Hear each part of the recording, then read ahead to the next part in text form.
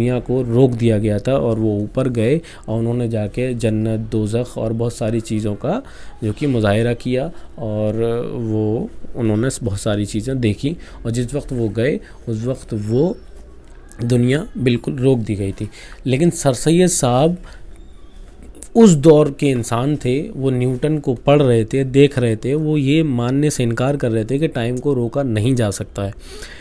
लेकिन मैं आपको ये बताने की वजह मैं ये वाक़या इसलिए बता रहा हूँ कि सर सैयद साहब के ज़हन पर किस तरह न्यूटन ने एक बहुत भारी कह सकते हैं एक अपने छाप छोड़ रखी थी कि ऐसा ज़हीन तरीन इंसान भी न्यूटन का कह सकते हैं शागिर्द था। तो ये वजह, हालांकि बाद में जो आइंस्टीन आए, आइंस्टीन ने E=mc² दिया, उन्होंने फिर बहुत सारी चीज़ें बताई, टाइम को रोका जा सकता है अगर आपकी स्पीड ऑफ लाइट के बराबर है।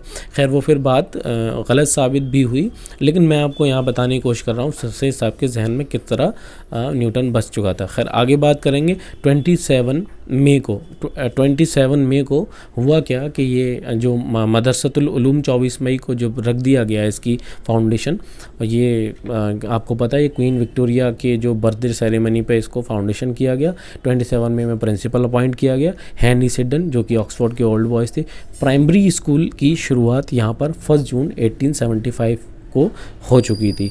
इसके बाद 8 जून 1877 में इस स्कूल को कॉलेज का दर्जा दे दिया गया, MAO college, Mohammedan oriental college, जिसकी फाउंडेशन जो रखी वो लॉर्ड लिटन ने रखी। उस वक्त के गवर्नर जनरल हुआ करते थे वो इंडिया के।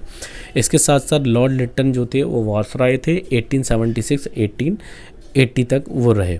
इसके अलावा 1886 में एक all India Muslim education conference हुई, जिसमें इस कॉन्फ्रेंस का मकसद वही था कि किस तरह से मुसलमानों को अपलिफ्ट किया जाए जो कि बहुत बैकवर्ड हो चुके हैं, और एक कमेटी तैयार की गई। 1898 यानी इतना टाइम आगे जाते जाते सर सैयद साहब कॉलेज तो देख चुके थे, लेकिन वो यूनिवर्सिटी नहीं देख पाए, और इसी बीच 1898 में बदकिस्मती से 27 मार्च को सर सैयद साहब वफ़ात कर गए, यानी उनकी डेथ हो गई।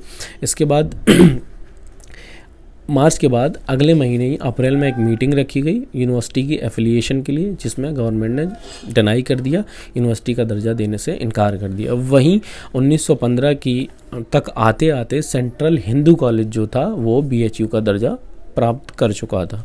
इसके अलावा अगर हम बात करें, गवर्नमेंट ने 1915 में ये एक्सेप्ट किया, BHU को तो माना, उसके बाद AMU के लिए यानी अलीगढ़ मुस्लिम यूनिवर्सिटी जो कॉलेज था उसको AMU का दर्जा देने के लिए कुछ कंडीशंस रखी, और कंडीशंस के साथ साथ 30 लाख का फंड